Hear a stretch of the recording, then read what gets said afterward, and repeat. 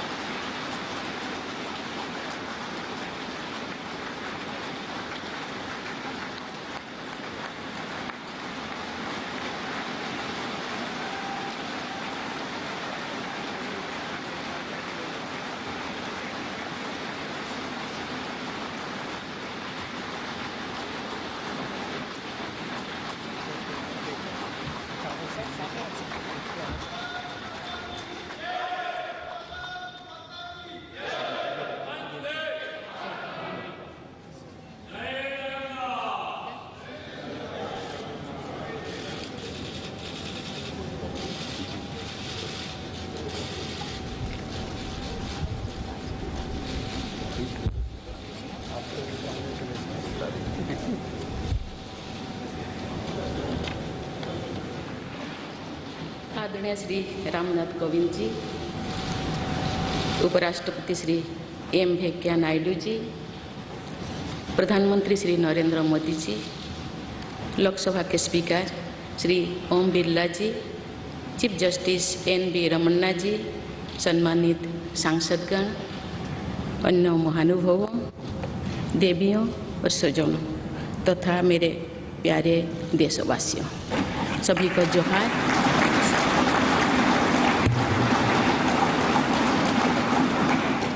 भारत के सर्वोच्च संवैधानिक पद पर निर्वाचित करने के लिए मैं सभी सांसदों और सभी विधानसभा सदस्यों का हार्दिक आभार व्यक्त करती हूँ। आपका मत देश के करोड़ों नागरिकों के विश्वास की अभिव्यक्ति है। मैं भारत के समस्त नागरिकों की आशा, आकांक्षा और अधिकारों की प्रतीक इस पवित्र संसद से सभी देशवासियों का पूरी विनम्रता से अभिनंदन करती हूँ।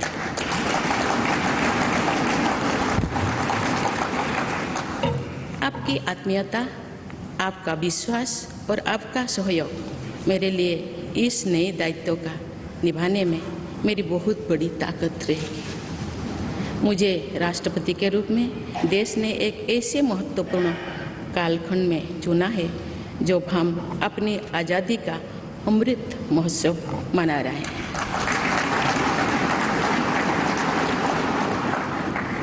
आज से कुछ दिन बाद ही देश अपनी स्वाधीनता के 75 वर्ष पूरी करेगा। ये भी एक संयोग है कि जब देश अपनी आज़ादी के 50वें वर्ष का पर्व मना रहा था तभी मेरे राजनीतिक जीवन की शुरुआत हुई थी और आज आज़ादी के 75वें वर्ष में मुझे ये नया दायित्व मिला है। ऐसे ऐतिहासिक समय में जब भारत अगले 25 वर्षों के विजन को हासिल करने के लिए पूरी ऊर्जा से जुटा हुआ है, मुझे ये जिम्मेदारी मिलना मेरा बहुत बड़ा सौभाग्य है। मैं देश की ऐसी पहली राष्ट्रपति भी हूँ जिसका जन्म आज़ाद भारत में हुआ है। हमारे स्वाधीनता सेनानियों ने आज़ाद हिंदुस्तान के हम नागरिकों से जो अपेक्षाएं की थी उनकी पूर्ति के लिए इस अमृत काल में हमें तेज गति से काम करना होगा। इन 25 वर्षों में अमृतकाल की सिद्धि का रास्ता 2 पटरी पर आगे बढ़ेगा, सबका प्रयास और सबका कर्तव्य। भारत के उज्जवल भविष्य की नई विकास यात्रा हमें सबके प्रयास से करनी है, कर्तव्य पथ पर चलते हुए करनी ही है। काल यानी 26 जुलाई को कारगिल विजय दिवस भी है। ये दिन भारत की सेनाओं के शौर्य और संयम दोनों का ही प्रतीक है। मैं आज देश की सेनाओं को तथा देश के समस्त नागरिकों को कारगिल विजय दिवस की अग्रिम शुभकामनाएं देती हूँ। देवियों और स्वजनों, मैंने अपनी जीवन यात्रा पूर्वी भारत में ओडिशा के एक छोटे से आदिवासी गांव से शुरू की थी।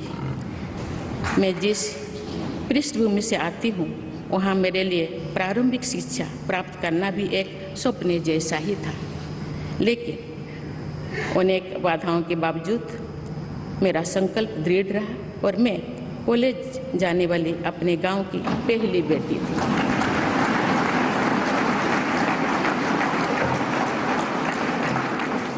मैं जनजातीय समाज से हूँ और वार्ड काउंसिलर से लेकर भारत की राष्ट्रपति बनने तक का अवसर मुझे मिला है। ये लोकतंत्र की जननी भारतवर्ष की महानता है। ये हमारे लोकतंत्र की ही शक्ति है कि उसमें एक गरीब घर के पैदा होने बेटी, दूर सुदूर आदिवासी क्षेत्र में पैदा हुई बेटी भारत के सर्वोच्च संवैधानिक पद तक पहुंच सकती है। राष्ट्रपति के पद पहुंचना मेरी व्यक्तिगत उपलब्धि नहीं है, ये भारत की प्रत्येक गरीब की उपलब्धि है। मेरा निर्वाचन इस बात का सबूत है कि भारत में गरीब सपने भी देख सकता है और उन्हें पूरा भी कर सकता है।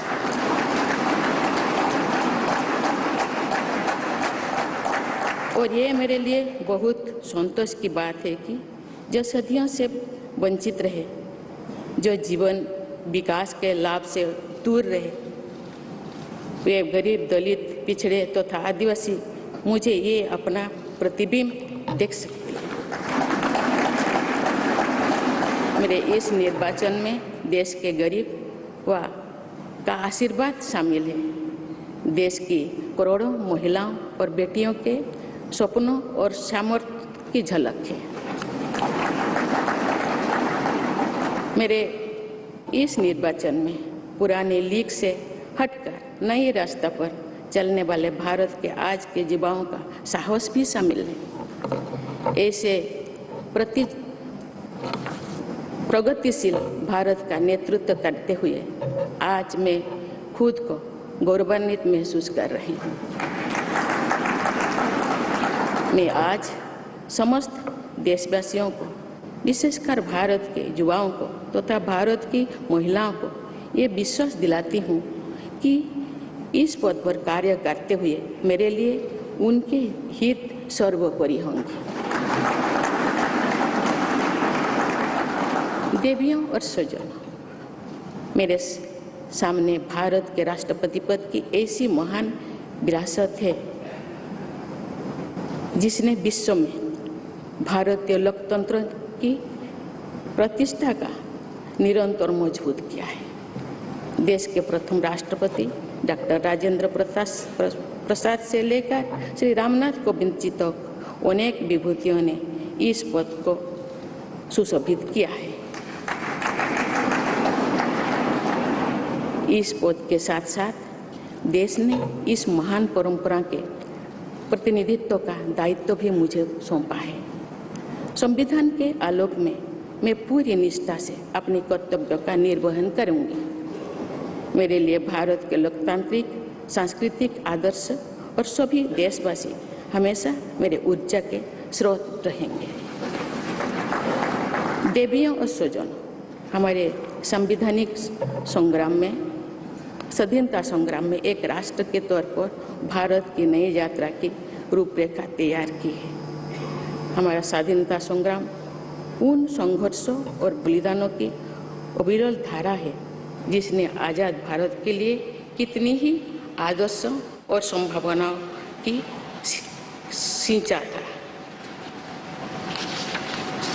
पूज्य बापू ने हमें स्वराज, स्वदेशी, स्वच्छता और सत्याग्रह द्वारा भारत के सांस्कृतिक आदर्शों की स्थापना का मार्ग दिखाया था।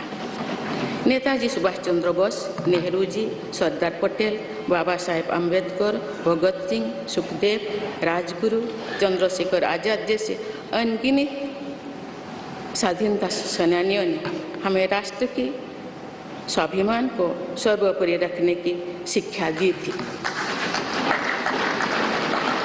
रानी लक्ष्मीबाई, रानी वेलु नाचियार, रानी गाईदिन्लु और रानी चेन्निमा जैसी अनेकों वीरांगनाओं ने राष्ट्र इच्छा और राष्ट्र निर्माण में नारी शक्ति की भूमिका को नई ऊर्जा दी है।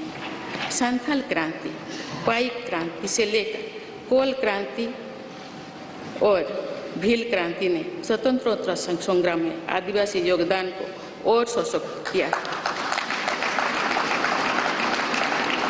सामाजिक उत्थान एवं देश प्रेम के लिए धरती आबा भगवान बिरसा मुंडा जी के बलिदान से हमें प्रेरणा मिली थी।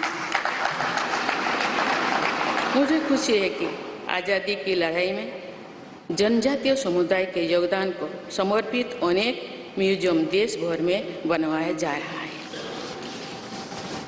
देवियों और स्वजनों, एक संसदीय लोकतंत्र के रूप में 75 वर्ष में भारत ने प्रगति के संकल्प को सहभागिता एवं सर्वसम्मति से आगे बढ़ाया है।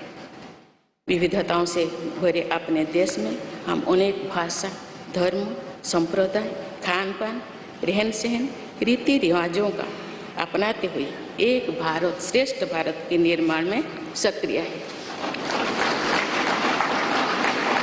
आज़ादी के 75वें वर्ष के अवसर पर आया है अमृतकाल।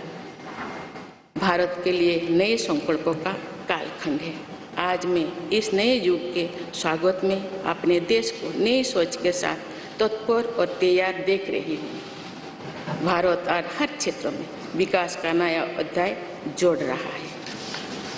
कोरोना महामारी के वैश्विक संकट का सामना करने में भारत ने जिस तरह का सामर्थ्य दिखाया है, उसने पूरे विश्व में भारत की साख बढ़ाया है।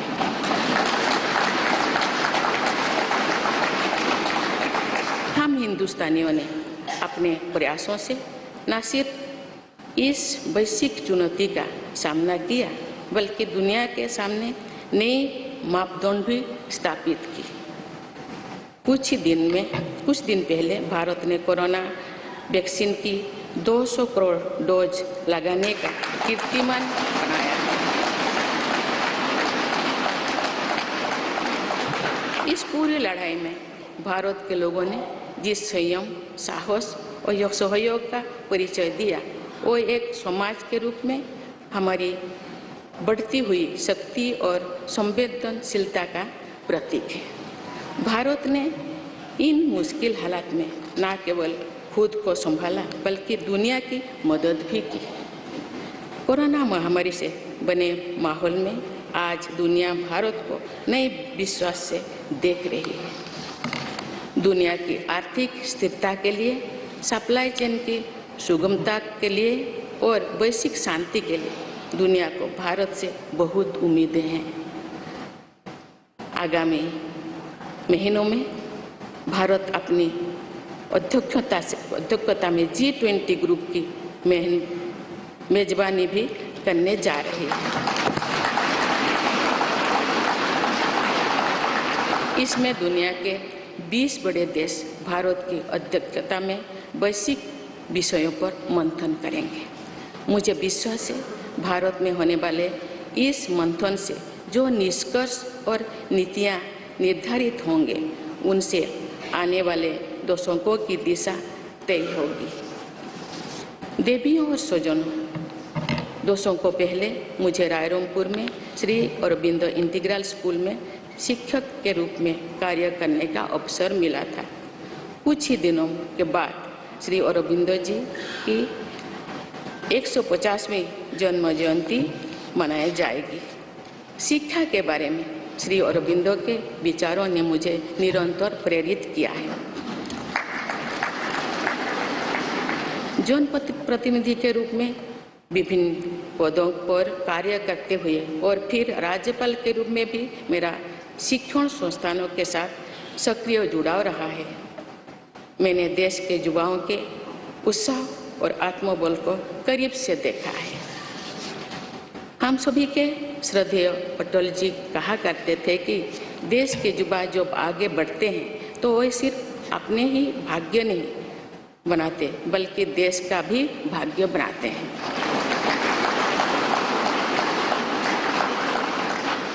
आज हम इसे सोच होते देख रहे हैं। वोकल फॉर लोकल से लेकर डिजिटल इंडिया तक हर क्षेत्र में आगे बढ़ रहा आज का भारत विश्व के साथ कदम से कदम मिलाकर औद्योगिक क्रांति 4.0 के लिए पूरी तरह भारत तैयार है। रिकॉर्ड संख्या में बन रहे स्टार्टअप्स में नए नए इनोवेशंस में दूर सुदूर क्षेत्रों में डिजिटल टेक्नोलॉजी की स्वीकार्यता में भारत के युवाओं की बड़ी भूमिका है। बीती वर्ष में भारत ने जिस तरह महिला सशक्तिकरण के लिए निर्णय लिए हैं, नीतियाँ बनाई गई है, इससे भी देश में एक नई शक्ति का संचार हुआ है। मैं चाहती हूँ कि हमारी सभी बहनें व बेटियाँ अधिक से अधिक सशक्त हो तथा वे देश के हर क्षेत्र में अपना योगदान बढ़ाती रहें। मैं अपने देश के युवाओं से कहना चाहती हूँ कि आप न केवल अपने भविष्य का निर्माण कर रहे हैं बल्कि भविष्य के भारत की नींव भी रख रहे हैं। देश के राष्ट्रपति के तौर पर मेरा हमेशा आपको पूरा सहयोग रहेगा। देवियों और सुजों, विकास और प्रगतिशीलता का अर्थ निरंतर आगे बढ़ना होता है, लेकिन साथ ही अपने अतीत का ज्ञान भी उतना ही आवश्यक है। आज जब विश्व सस्टेनेबल प्लैनेट की बात कर रहे हैं तो उसमें भारत की प्राचीन परंपराओं, हमारे अतीत की सस्टेनेबल लाइफस्टाइल की भूमिका और बढ़ जाती है।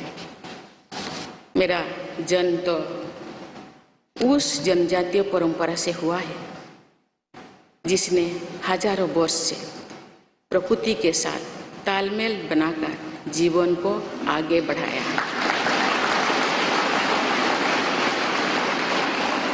मैंने जंगल और जलाशयों के महत्व को अपने जीवन में महसूस किया है। हम प्रकृति से जरूरी संसाधन लेते हैं और उतनी ही श्रद्धा से प्रकृति से सेवा भी करते हैं। यहाँ संवेदनशीलता का आज वैश्विक अनिवार्यता बन गया है। मुझे इस बात की प्रसन्नता है कि भारत पर्यावरण संरक्षण के क्षेत्र में विश्व का मार्गदर्शक बन रहा है। देवियों और स्वजनों, मैंने अपने अब तक के जीवन में जौन सेवा में ही जीवन की सार्थकता को अनुभव किया है। श्री जगन्नाथ क्षेत्र के एक प्रख्यात कवि भीम भोई जी की कविता की एक पंक्ति है, मो जीवन पचे नर के पड़ी था जगत उद्धार।